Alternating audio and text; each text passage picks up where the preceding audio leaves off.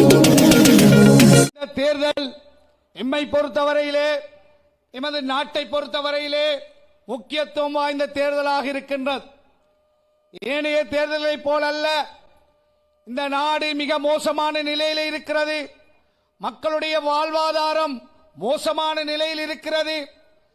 கொள்ளையர்களும் கொள்ளைக்கார கூட்டமும் இன்று ஜனாதிபதியோடு சேர்ந்து கொண்டு பொய் பிரச்சாரங்களையும் ஏழைகளுடைய பசியை கஷ்டத்தை உணர்ந்து பணங்களை கொடுத்து பஸ்களிலே ஏற்றி வந்து அவர்கள் எல்லாம் எங்களோடு தான் இருக்கிறார்கள் என்று ஏமாற்று வித்தை காட்டிக் கொண்டிருக்கின்ற இந்த காலத்திலே எதுவும் பெறாமல் தானாக முன்வந்து அலை அலையாக திரண்டு வந்து இன்ஷா அல்லாஹ் சஜித் பிரேமதாசா 21ஆம் தேதி வெல்லப் போகிறார் என்ற செய்தியை இந்த மாவட்ட மக்கள் நீங்கள் ஒன்றுபட்டு சொல்லியிருப்பதானது எமக்கு பெரிய சந்தோஷத்தை தருகிறது.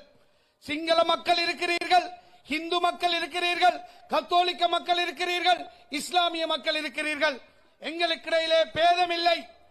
எல்லோரையும் அரவணைத்து செல்லுகின்ற ஒரு நல்ல தலைவர் தான் சஜித் பிரேமதாஸ் அவர்கள். அவருடைய ஆட்சியிலே எல்லா இனத்தவர்களும் மதத்தவர்களும் சேர்ந்துதான் ஆளப்போகிறார்கள் இந்த நாட்டை. அவர் ஒரு நேர்மையானவர், பொய் சொல்லாதவர், களவெடுக்காதவர், களவெடுப்பவர்களை பாதுகாக்காதவர். எனவே இந்த நாட்டின் மீது பாசம் உள்ளவர், இரவு பகலாக உழைக்கின்ற ஒரு உழைப்பாளிதான் சஜித் பிரேமதாசா.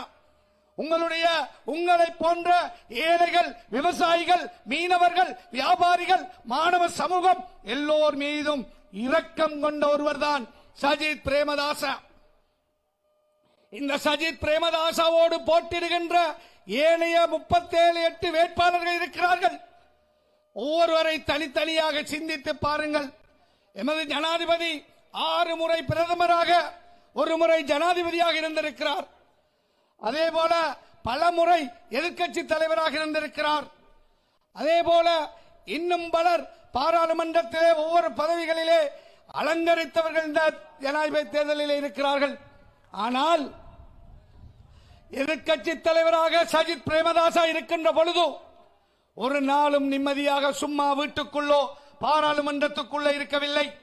ஒவ்வொரு நாளும் பாராளுமன்றத்திலே எழுந்து நின்று மலித்தியான கணக்கிலே மக்களுடைய பிரச்சனைகளை, விவசாயிகளுடைய பிரச்சனைகளை, இளைஞர்களுடைய வேலை வாய்ப்பை, மீனவர்களுடைய பிரச்சனையை, ஆசிரியர்களுடைய பிரச்சனையை, அரசு உத்தியோகத்தருடைய பிரச்சனை, ஹோம்கார்டுடைய பிரச்சனை, எல்லா பிரச்சனைகளையும் அரசாங்கத்திடத்திலே தட்டி கேட்ட ஒரே ஒரு எதிர்க்கட்சி தலைவர் சஜித் பிரேமதாச என்பதை இந்த இடத்திலே நான் சொல்லியாக வேண்டும். அதே போலதான் எதிர்க்கட்சி தலைவர்கள் எல்லோரையும் நாங்கள் கண்டோம். ஆனால் சஜித் பிரேமதாசா மாத்திரம்தான் சுதந்திரத்துக்கு பிறகு 70 வருஷமாக எதிர்க்கட்சி தலைவர்கள் இந்த நாட்டில் இருந்தார்கள். எந்த ஒரு எதிர்க்கட்சி தலைவரும் பணம் சேர்த்து, காசு சேர்த்து, பாடசாலையாக, வைத்தியசாலையாக சென்று மக்களுடைய, மாணவர்களுடைய குறை தீர்த்த வரலாறு கிடையாது. ஆனால் சஜித் பிரேமதாசா அவர்கள் இந்த நாட்டிலே இருக்கின்ற 450க்கு மேற்பட்ட பாடசாலைகளிலே படிக்கின்ற பௌத்த, இந்து, கத்தோலிக்க, இஸ்லாமிய மாணவ சமூகத்திற்காக ஸ்மார்ட் கிளாஸ் ரூம் கட்டி கொடுத்த ஒரு பெருந்தகை இந்த சஜித் பிரேமதாஸ் அவர்கள். கொடுத்து உதவி செய்த வரலாறு இருக்கிற அவர்களே.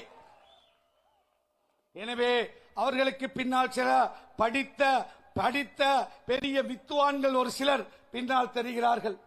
அவர்கள் ஒன்றை புரிந்து கொள்ள வேண்டும். சைனாவை திரும்பி பாருங்கள். இஸ்லாமியர்களால் வாழ முடிகிறதா? ஹஜ்ஜிக்கு போக முடிகிறதா? நோன்பு நோட்க முடிகிறதா? தராவியா தொழ முடிகிறதா? அவர்களால் நிம்மதியாக தொப்பி போட்டு நடக்க முடிகிறதா? அதே நிலை இந்த நாட்டுக்கு தேவையா? ஒரு மௌலவியை தொப்பியை போட்டுக்கொண்டு பேச விட்டிருக்கிறார்கள். இவ்வாறுதான் கோட்டாபே ராஜபக்சவும் அன்று ஒரு முஸ்லிம் அலி சபரி என்கிறவரை நாடு முழுக்க முஸ்லிம்களுடைய வாக்களை கொள்ளையடிப்பதற்காக கோட்டாவை பற்றி புகழ்ந்து பேசுவதற்கு அனுப்பியிருந்தார்.